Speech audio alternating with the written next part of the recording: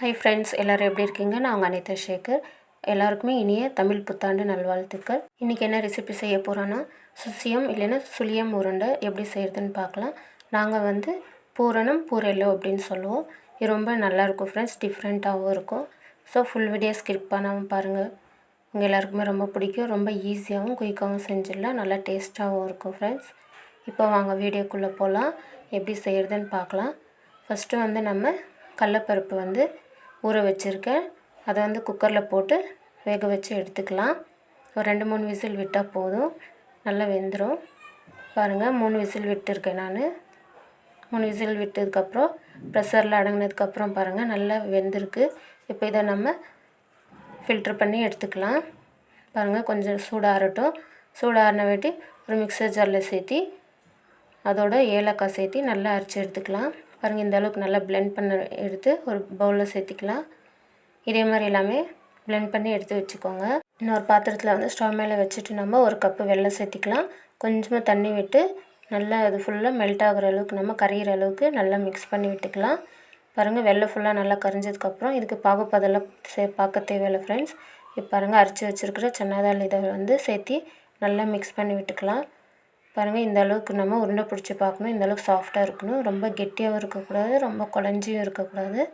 இப்போ பாருங்கள், 2 ஸ்பூன் நெய் விட்டு நல்லா மிக்ஸ் பண்ணி எடுத்துக்கலாம். பாருங்கள், நல்லா மிக்ஸ் பண்ணி விட்டு மூடி வச்சுருங்க, சூடாகாமல் இருக்கட்டும். பாருங்கள், நான் வந்து உளுத்தம்பருப்பு வந்து ஒரு சின்ன கப் அளவு வந்து ஊற வச்சுருந்தேன்.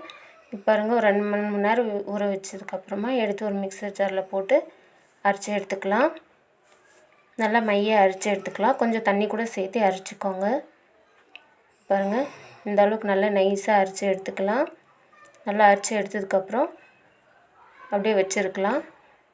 இப்போ பாருங்கள், இன்னொரு பாத்திரத்தில் வந்து நம்ம அரிசி மாவு வந்து ஒரு கப் அளவு எடுத்துக்கலாம். சேர்த்தி கொஞ்சம் கொஞ்சமாக தண்ணி விட்டு நல்லா மிக்ஸ் பண்ணி எடுத்துக்கலாம். இப்போ பாருங்கள், நல்லா இந்த அளவுக்கு நல்லா கொலன்னு மிக்ஸ் பண்ணி எடுத்துக்கோங்க. இது வந்து ஒரு 5 மினிட்ஸ் வந்து மூடி வச்சுருங்க, ஊறட்டும். ஒரு 5 நிமிஷம் கழித்து நம்ம உளுத்தம்பருப்பு அரைச்சி வச்சுருக்கோம் இல்லைங்களா, அதை வந்து இதோட சேர்த்திக்கலாம். அரிசி மாவில் சேர்த்தி நல்லா மிக்ஸ் பண்ணி விட்டுக்கலாம். நல்லா இட்லி மாவு ஊற்றும் போது நம்ம எந்த அளவுக்கு வச்சுருப்போமோ மாவு, அந்த அளவுக்கு வந்து நல்லா பசிச்சு எடுத்து வச்சுக்கலாம். பாருங்கள், கையில் நல்லா இந்த மாதிரி பீட் பண்ணிக்கலாம். இப்போது இட்லி மாவு அளவுக்கு நம்ம வேணும் இல்லையா, அந்த மெஷர்மெண்ட்டில் நம்ம கொஞ்சம் கொஞ்சமாக தண்ணி விட்டு நல்லா கொஞ்சம் மீடியமாக நல்லா மிக்ஸ் பண்ணி எடுத்துக்கலாம். பாருங்கள், நம்ம கையில் எந்த அளவுக்கு பிசைகிறோமோ அந்த அளவுக்கு நல்லா அந்த உருண்டை வந்து நல்லா வரும் ஃப்ரெண்ட்ஸ். பாருங்கள், நல்லா மிக்ஸ் பண்ணி விட்டுக்கலாம். கொஞ்சம் தண்ணி தேவைன்னா கூட நீங்கள் யூஸ் பண்ணிக்கோங்க. நல்லா மிக்ஸ் பண்ணி எடுத்து வச்சுக்கலாம். பாருங்கள், இந்த அளவுக்கு நல்லா திக்காக இருக்கட்டும். பாருங்கள், இப்போ பூரணம் வந்து நம்ம ஆல்ரெடி செஞ்சு வச்சுருக்கோம். அதை வந்து லைட்டாக சூடாக ஆறிடுச்சு. இப்போது எல்லாமே உருண்டை பிடிச்சி எடுத்து வச்சுக்கலாம். நமக்கு எந்த சைஸ்க்கு வேணுமோ அந்த சைஸ்க்கு, மீடியமாக இல்லை பெருசாக எந்த அளவுக்கு வேணுமோ அந்த அளவுக்கு சின்ன சின்ன உருண்டையோ தேவையான அளவு நம்ம உருண்டை பிடிச்சி எடுத்து வச்சுக்கலாம். உருண்டை பிடிச்சி எடுத்து வச்சது எல்லாமே இப்போ நம்ம மிக்ஸ் பண்ணி வச்சுருக்கிற அரிசி மாவு உளுத்த பருப்பு மாவு வந்து மிக்ஸ் பண்ணி வச்சுருக்கோம் இல்லைங்களா, அதில் வந்து நம்ம டப் பண்ணி எண்ணெயில் விட்டு பொரிக்க போகிறோம். இப்போ பாருங்கள், ஒரு கையில் வந்து இந்த உருண்டை எடுத்து போடுங்க, ஒரு கையில் மாவு வந்து அப்ளை பண்ணுங்கள்.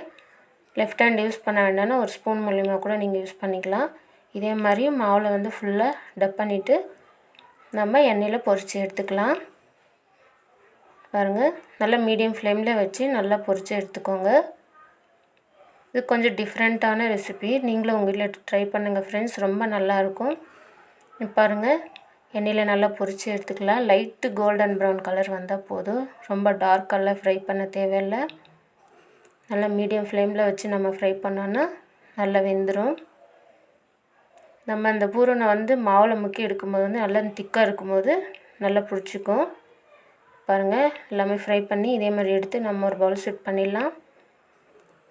பாருங்கள் ஃப்ரெண்ட்ஸ், சுழியம் ரெடி ஆகிடுச்சு, சுழியம் உருண்டை ரெடி ஆகிடுச்சு. இதை ஒரு பவுல் செட் பண்ணிடலாம். தமிழ் நியூ இயருக்கு வந்து ஸ்பெஷலாக இருக்கட்டும் நான் செஞ்சேன். இது வந்து ரொம்ப ஈஸியாகவும் குயிக்காகவும் செய்யலாம். நீங்களும் ஒரு வாட்டி உங்கள் வீட்டில் ட்ரை பண்ணி பாருங்கள் ஃப்ரெண்ட்ஸ். நாங்கள் வந்து பூரணம் பூரெல்லுன்னு சொல்லுவோம். இப்போ பாருங்கள் எப்படி வந்திருக்குன்னு காட்டுறேன். இப்போ இதில் வந்து சின்னதாக ஓட்டை போட்டு நெய் ஊற்றி சாப்பிட்டோன்னா செம்மையாக இருக்கும் ஃப்ரெண்ட்ஸ். பாருங்கள் காட்டுறேன், எவ்வளோ சாஃப்ட் அண்ட் மேலே கிறிஸ்பியாகவும் உள்ள சாஃப்டாகவும் எவ்வளோ நல்லா வந்திருக்குன்னு. இந்த வீடியோ உங்கள் எல்லாருக்கும் ரொம்ப பிடிச்சிருக்குன்னு நினைக்கிறேன் ஃப்ரெண்ட்ஸ். வீடியோ பிடிச்சிருந்தால் லைக் பண்ணுங்கள், ஷேர் பண்ணுங்கள், கமெண்ட் பண்ணுங்கள். மறக்காமல் என்னுடைய சேனலை சப்ஸ்கிரைப் பண்ணுங்கள் ஃப்ரெண்ட்ஸ். சப்போர்ட் பண்ணுங்கள். ஃபுல் வீடியோ ஸ்கிப் பண்ணாமல் பாருங்கள் ஃப்ரெண்ட்ஸ். புதுசாக யாராவது பார்க்குறீங்கன்னா என்னுடைய சேனலை சப்ஸ்கிரைப் பண்ணிவிட்டு பாருங்கள். அப்படியே பெல் ஐக்கானை கிளிக் பண்ணுங்கள். அப்போ தான் நான் அனுப்புகிற வீடியோஸ்லாம் உங்களுக்கு நோட்டிஃபிகேஷனில் வரும் ஃப்ரெண்ட்ஸ். தேங்க்யூ ஃபார் வாட்சிங்.